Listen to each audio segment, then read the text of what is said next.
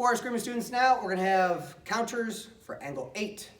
So 8 is kind of one of those unusual counters. It's not a 2, it's not a 4, it's in this area right here. Now a lot of times you can use the counters for angle 2, except for maybe the wing block. The wing block doesn't work very good for 8. What happens usually is it'll still slip through and hit you in the hand.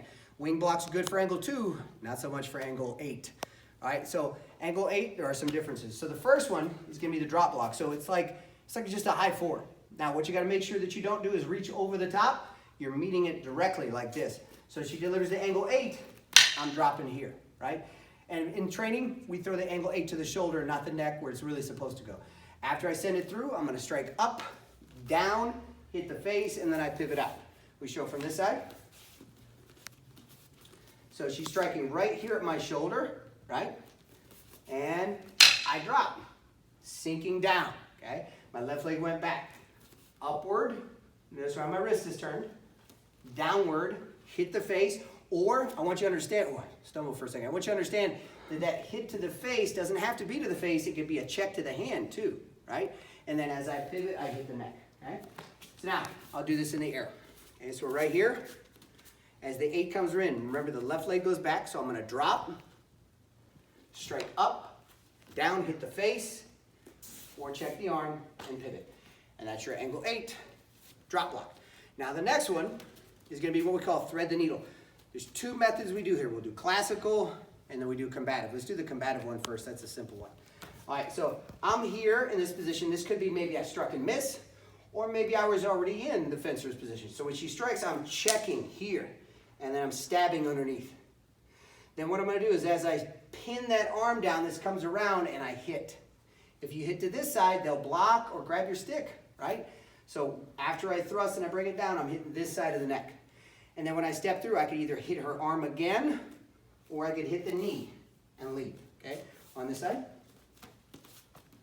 So as the 8 comes in, I'm gonna check, hit it underneath, pin it, hit the right side of the neck, and then take out the kneecap.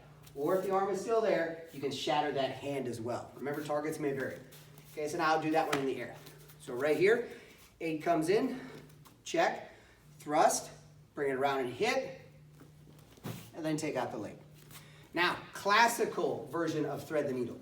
And the reason they call it thread the needle is when you tilt the skull backwards and you look at the shape here, if you were to see it without the flesh, it would look like the eye of a needle.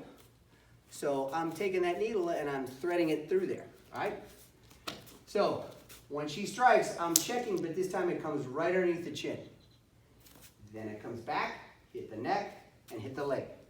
Show from this side. So I check, hit it underneath this time, bring it back, be careful with that one, it's dangerous, and then I hit. So if I do that one in the air, it looks like this. So I'm gonna check, thrust up underneath, you can drive with the legs, bring it around, hit, and then step through and hit again. So that's thread the needle, classical method. All right, the last one we're gonna do is what's called cross block. Now, cross block, as I've said before, especially on 4 and 8, this doesn't make a whole lot of sense until you have sword and dagger, but we're still teaching it at this level. All right, and I want you to start off in a natural stance right now. So when she throws the 8, I'm actually stepping back. And when I step back, I'm catching it right there.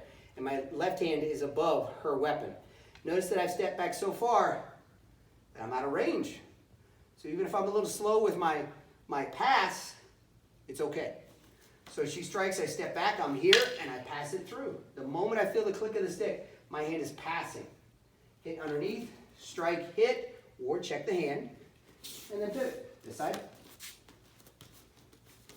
8 comes in, pass, strike, strike, and pivot and strike. I'll perform that in the air now, thank you very much.